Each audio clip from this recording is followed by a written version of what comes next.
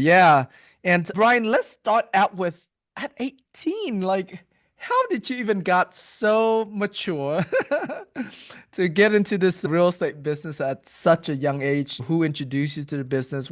Got you interested, curious, and got into this business? Thanks for that question. I'm Filipino and I have an Asian tiger mom who was in real estate herself in 1977. She would lock me into the office and have me organize her papers at the age of 11. And so Wow. I hated real estate, right? She was a real estate broker. But because she forced that on myself and the rest of my siblings, I'm the oldest out of five. By the time I got into my senior year of high school, and I wanted nothing to do with real estate, I wanted to go get my biology degree, but at the same time, I needed a job to earn money. So I got my real estate license. I passed the license exam in January of 1991 before I graduated high school, turned Mm. 18 in March of 1991, and then started selling and closing transactions, mainly single family house deals at that time.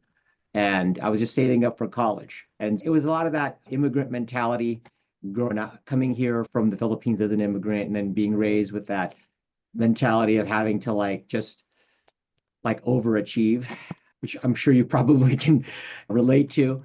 And that was really what got me started in the business of real estate. And then learning contracts, transactions, financing, and things of that just came naturally as I continued my career path in there. That's amazing. Wow. Your mom did a great job getting you started early. That's awesome. And of course, I mean, it takes you to be motivated and willing to start working in the business as well. So, give us a little bit of your journey, how you got it from being an agent starting out. At what point did you get into the syndication side of the business? Great question. So I got into the syndication side in the business in 2003, 2004. Now, leading up to that point, now again, I'm going to go through this kind of fast. I'm 18 years old, I'm selling real estate, and I'm going to college to get a biology degree, right? And Hmm. of course, it's feast and famine. I'm a real estate agent in the 90s. Interest rates are like 11%, 12%. And I look really young, so I have to set myself apart from the rest of the agents. So I learned everything there is to know about financing from VAs to FHAs, and then later into multifamily financing, and then became an expert in doing 1031 tax deferred exchanges that later helped me to build my wealth and exchange into bigger units. But primarily, it was a value to my clients. I'm selling real estate, saving up money, paying for my way through college. So I started buying 4 unit buildings with as little as 3% down FHA. And it was mainly for myself. So I could live in a unit, rent out the other 3 units, and go to college, right? And then as I did that, I'm an agent, people would come to me and say, hey, I want to buy a house. I would pre-qualify them myself. I'd look at how much money they've got and go, hey, why don't you buy a fourplex with 3% down? And then 3 to 6 months later, I'll sell you a house with 5% down. For me, I was making two sales. For the client, I'm putting them in a similar structure with me where I've got cash flow coming out of my buildings and then paying for my mortgage on my house, right? And that's the same exact thing I did. I bought a fourplex. 3 months later, I bought a house. I leave at the time because the prices for real estate, because the interest rates were so high, was much lower in the early 90s. I was able to cash flow within my on my first fourplex like $1,000 a month, which was based on its down payment, like a 35% cash on cash return. So that was my big plug for all my clients. I would be like, this much down, this much a month, and I would calculate their cash on cash return. All of my advertising, which was back in the day, these real estate magazine ads that you would see in the grocery store. So you'd see my face in there, and all of my headlines were this much down, this much a month, here's your cash on cash. And at the time, that was unique for the market. Mm. So I'm practicing what I preach. I buy a fourplex, I buy a house, I buy more fourplexes. So, of course, my clients that I'm selling to, they're wanting to get in on the same action. Sell them a fourplex, sell them a house, sell them another fourplex, just keep on stacking that. And then planting in their mind, hey, don't get attached to your 4 unit building because in 2 years it's going to be worth X. I'd run simple calculations for them on what the projected income would do to their value. And then, hey, I'm going to sell this for you and I'm going to 1031 exchange you. So this was my model, right? And like for myself, I bought 5 4 unit buildings, it's 20 units, it's paying for my house. by the time I was like 25. I started my own real estate Mm, company when I was 24. And by the time I was 25, mm, I started buying these buildings. I started advising my clients to do the same thing. And then mm, following the path of this advice of a 1031 exchange, I sell all my buildings and I exchange it into a 38 unit, a 20 unit, an office building, an 86 unit. And what I didn't realize as I was building my net worth, from my perspective, I was just building cash flow. I realized as a real estate professional, I now have access to depreciation. And because I'm buying bigger and bigger buildings, I have access to advanced depreciation. At the same time, I'm building with me this group of individuals whose wealth that I'm building, selling them buildings. I'm also telling them when to sell it. So I'm giving them these exit strategies and then showing them how to tax defer this huge capital gain and roll it into larger and larger buildings. Of course, this created a lot of vertical integration for me because I'm at 24, I'm now 7 years in the business. And of course, I get my biology degree. I go into the lab for maybe like a 6 month stint, never stop practicing. And I realize how boring it is in a laboratory. And I'm doing much better selling real estate. I decided to open my own real estate office. My first set of 8 real estate agents that worked under me after I got my broker's license were actually my past clients. They had mm. bought buildings with me, they had cash flow.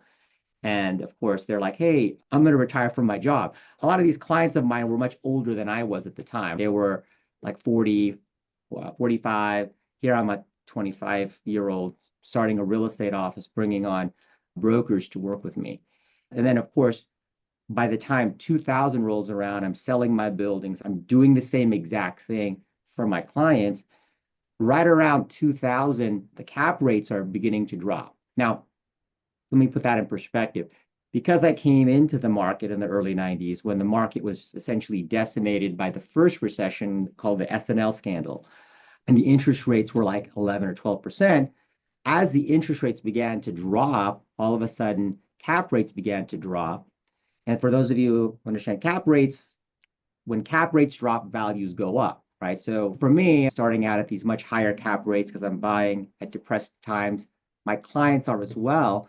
And so as we're selling our buildings, we're able to exchange in different parts of the country while still being able to buy more apartment buildings in California. And again, by this point, we're exchanging into much larger multifamily units. So it really caused me to have to up my game, understanding more complex financing, understanding leverage, understanding what the intrinsic value, like cap rates, ROI, and then more importantly, like how do you take advantage of the depreciation that goes along with real estate?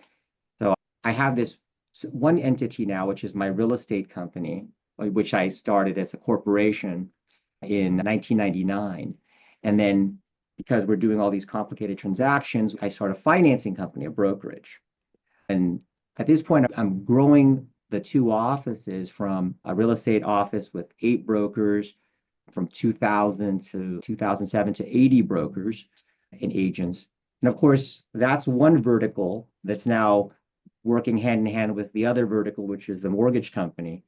Like any good entrepreneur, I was just saving my commissions and buying more and more buildings. I got into the multifamily world mainly because of the ability to 1031 exchange. And of course, that advice allowed me to keep my customers very loyal because I'm laying out this game plan.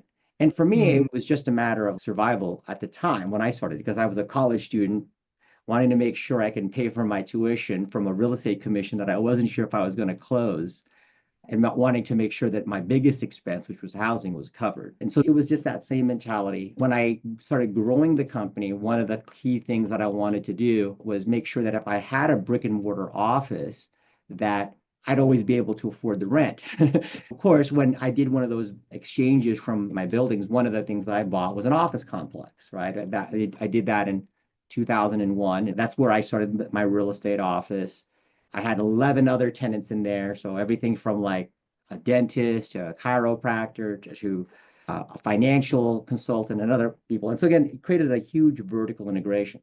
Now, with all of these different properties that I'm personally owning or selling, course, the next segue was setting up a property management company because a lot of the clients would ask, okay, how do we manage all these? I'm sitting on 20 units, I'm sitting on 50 units, I'm sitting on 100 units. And of course, as they get larger and larger, you can't manage that. So, of course, that spawned the third vertical, which was a property management company.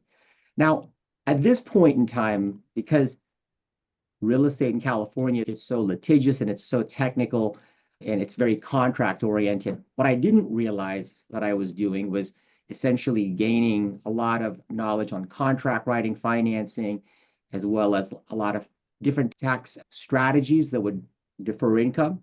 So again, I'm laying the groundwork down for things that I'm not only doing for myself to offset a lot of my taxable income while building my equity, but it's the same advice that I'm making part of my mantra. It's what I taught my agents to do with their clients, and the rest was kind of history. Of course, this laid down a good intrinsic and practical value of how to run a business, manage employees, and things of that nature.